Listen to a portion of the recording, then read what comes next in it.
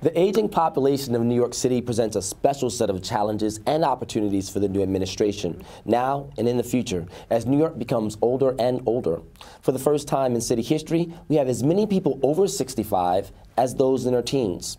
But where do seniors stand in terms of our priorities? In the mayor's new preliminary budget, the Department of Aging will receive $260 million.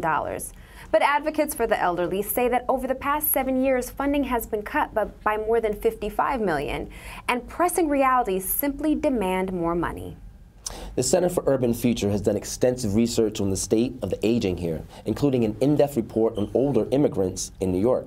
Here to discuss that, as well as the overall issue, is the author of that report, Gonzalez Rivera. Thank you for joining us. Thank you. Also joining us today is Fitz, a volunteer at the Tilden Senior Center in East New York. And most important, he's a senior. So welcome, gentlemen. Thank you both for joining us today on BK Live. Thank you for being here. So we've seen that the population in New York, the older population is growing. And more of that population, what is it, 46%? You were telling me? 46% of the total senior population are immigrants.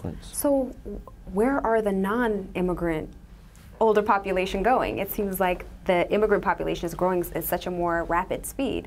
Absolutely. I mean, and you bring up an important point. I mean, the story that's often told is that the population is growing older, that the number of seniors and also the share of seniors in the population is growing. But the story that's less often told is the fact that all of the growth in the senior population in New York is being driven by immigrants.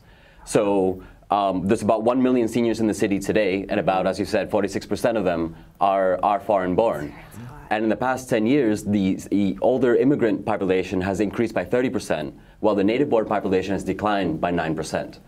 So it's going a huge in two shift. opposite directions. Yeah, the first thing is so but to answer Tati's question, once again, where are they going? Where are the non-immigrant older population of New York City going?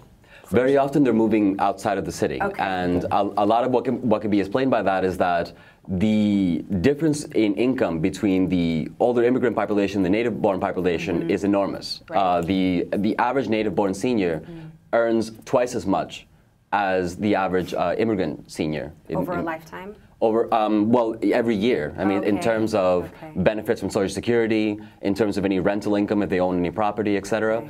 Immigrants who have been in the United States for less time are less likely to have Social Security benefits, are less likely to have had a job where they are able to earn enough to be able to buy property here and to be able to sort of secure their future. So, of course, the situation is a lot more precarious for a lot of seniors. Now, there's always a problem in Brooklyn about housing. You know, it doesn't matter if you're a senior or you fresh out of college and you just sort of moved here. What sort of housing availability, what's a snapshot of the housing market for our senior populations, which also includes places that sort of have amenities for that population? Absolutely. Well, housing is expensive for anybody. I mean, if you live in New York City, you know that it's difficult to afford housing here. But when you're on a fixed income, like so many seniors, it's even more difficult. And when you think about, all the seniors out there, I mean, it's like when you think about what a big percentage of your income is Social Security, you have to think that 1 out of every 3 older immigrants don't have access to that. And so what's also extremely important for immigrants is that they often don't speak English. I mean, it's like there's 37% of them that, 60% don't speak English at all. 60% of them speak English less than very well. So I mean, it's like there's a language barrier there. But 37% of them live in linguistically isolated households, which means that nobody in their household over the age of 14 speaks English. So you can imagine that it's extremely important for these seniors to be able to find a place to live that's close to where there are close to ethnic communities. For instance, I mean, right here in Brooklyn, one of the populations that has one of the biggest issues is the Russian population. The population from Russia and the former Soviet Union. 80% of them live in linguistically isolated households. And they're the most geographically concentrated ethnic group in the city, the senior population. And I would imagine also having a community and a network is important too, which, Mr. Fitz, you've been volunteering at a community center for a long time now, right? Yes, indeed. Yes. So tell us about that.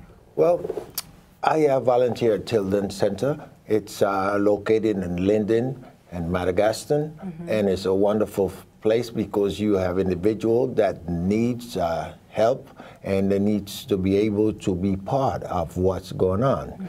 And there is a lot of situation that needs to be addressed, and it needs the help of our government.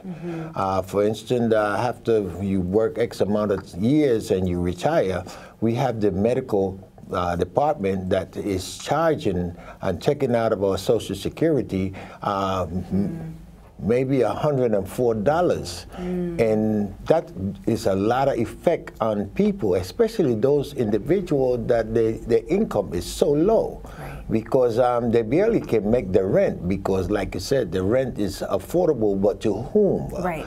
And so we have a situation that right now we are facing with seniors, that they're not able to sustain themselves with the things that are going around. And I would like to ask the government to do something, especially for charging them for medical, because after they work all their life and they get to the point where they are seniors, and the medical is going to be charged to them, and most of them cannot afford it. So we need the help from the government, that they can help us to be able to live a little longer. Amen? Yeah, amen to that. I can't argue with that. So if we know that our aging, senior population of immigrants is growing, why have we, for the last 7 years, been decreasing funding by millions of dollars? Well, it's a question of priorities. I mean, we're looking at a situation where not only is the senior population growing, but it's growing more diverse. And so the challenges that those are going to face are going to be even greater. So as you said, I mean, over the past 12 years of the Department for the Aging has lost about $55 million. And now there's about $6 million that is likely to be added during this budget cycle. But again, I mean, it's like that $6 million compared to a loss of $55 million over... Slightly over 10%, which is just... I feel like the budget is going in the wrong direction. As the population grows, the budget should also be growing with it, parallel to that. And is this the kind of story that you hear from seniors? Is this typical? Absolutely. I mean, especially the fact is that immigrant communities, on average, are poorer than the native-born communities. So these are challenges that are facing all seniors, because I mean, a lot of them live on fixed income. But for immigrant seniors, especially those from certain ethnic groups that tend to be the poorest in the city, this is an even greater issue. A graphic right here. If you can just sort of walk us through what we're watching right here, please. Well, this this shows that, I mean, many immigrant grandparents, in fact, live with their grandchildren, and this actually gets to a very important sort of service that older immigrants actually give to immigrant communities, and that is that in a city where childcare is so expensive, you often find immigrant grandparents that are taking the kids to school, that are bringing them back from school, making sure they do their homework, and out of all the households in the city where immigrant grandparents, where grandparents live with their own grandkids, 72% of them are immigrants. So we see that supporting seniors also supports children. Absolutely. I can imagine just having more adult present in the house during that time, by the time they get out of school till the time the parents actually come home, can't do anything but help the kids. Absolutely, and a lot of senior centers are noticing that. They're noticing that seniors don't just come in at 9 a.m. and just sort of sit at a senior center until the evening. Many seniors are at home cooking for the kids in preparation for when they come home from school, taking the subway to wherever the kid goes to school to be sure to escort them back. Seniors are active. Seniors are not just sort of on the sidelines. These seniors are very active and an integral part of the family. So supporting them is an essential part to supporting some of the poorest families in the city.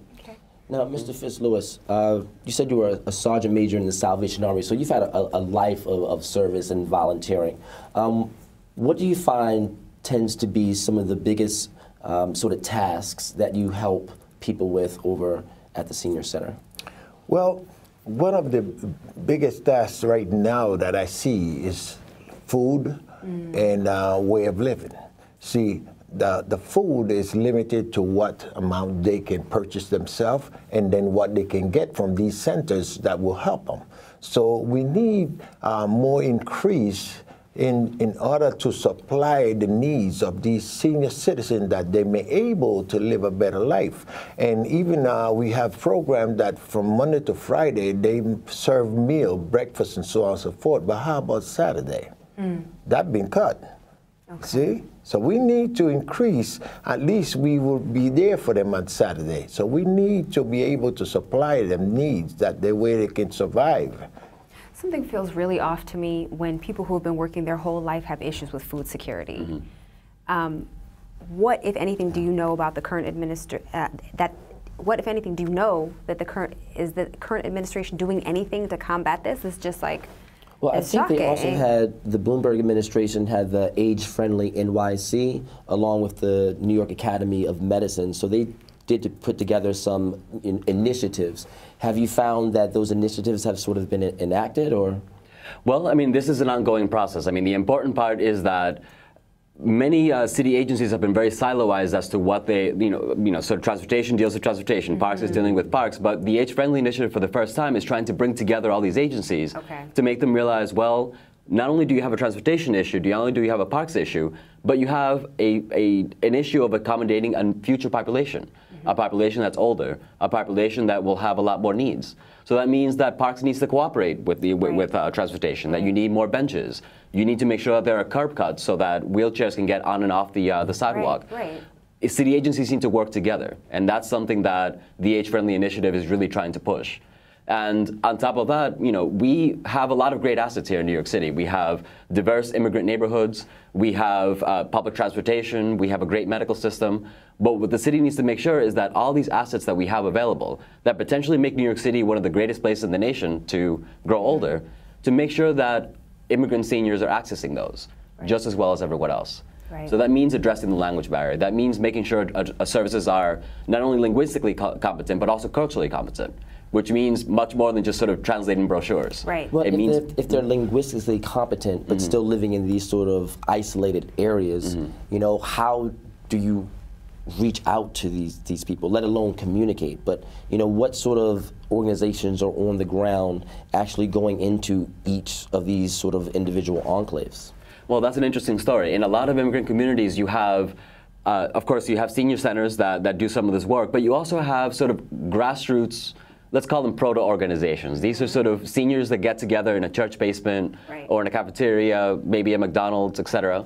And we'll just get together, offer each other companionship, offer each other friendship, check up on each other. These are things that, of course, city agencies pay senior centers to do some of this work, create buddy systems, provide meals, etc. But we see that communities are coming together to do just that. And the fact is that the Department for the Aging has had some of its city contracts with senior services for many, many years, for many decades in certain cases. And the population has changed since then. There are many examples of agencies that started out serving one demographic and now they're serving a completely different demographic later on. So we have to make sure that those contracts that we have available, that we're making the fullest use of them by making sure that those senior centers are reaching the new populations, that they're really cognizant of the new face of aging in the city. Do you feel like at your community center, Mr. Fitz, that you're being able to serve the people who actually live in that community? Are you able to reach the people? Well, so far with what we have right now, and we have a councilwoman that she do her best and help us out in some of the areas. But also, we have to remember there is a situation that is facing us right now due to the fact that the unemployment and all the cuts that they had. So most of these seniors that are now retiring, their wages, their salary, it's so much. And then if you look at what they give them for the yearly for increase, $19, $20. How far can you go with $20? How come, the seniors need help. They need help from the government to recognize that they did this work all these years. And for the last 10, 15 years, remember, we've been getting budget cut in so many different ways. Our salary was almost next to nothing. Some of us use up all our unemployment. So by the time we get to retire, we didn't have no saving. Okay? So right now we are dependent on the Social Security that we are receiving. And most of them is Social Security that they're receiving now is next to nothing. Barely can pay their rent. So we need that the government can come forward and sit on the table and realize that these individuals for the last 20 years, what they've been going through, and the minimum salary that they give them, and then the standard for life increase, $15, $20. How far can we go with that? It's not enough. It's not enough. So if there was one thing that you could tell the de Blasio administration, what would it be? Well, Mr. de Blasio, number one, when you talk about affordable rent, remember for whom, and when you talk about keeping people healthy, remember you have to feed them. And in order for them to be fed, you have to make sure that they get the proper nutrition that will able to sustain them, that they continue living and for the few years that they have in retirement. Okay, and Christian, the same question to you. What would you, if you had one thing to say to the de Blasio administration, what would it be? Make sure that the city contracts, that the money that we're spending on senior services, make sure that it's written into the request for proposals, into the RFPs, that that services should be linguistically and culturally competent. Okay. And to make sure that those senior services agencies are partnering with sort of the grassroots groups that are doing this every day, with or without a city contract. Got it. Well, thank you both for joining us. This is an issue that we're going to watch closely. Appreciate you having you here. We're getting older, so. Well, speak for yourself. No.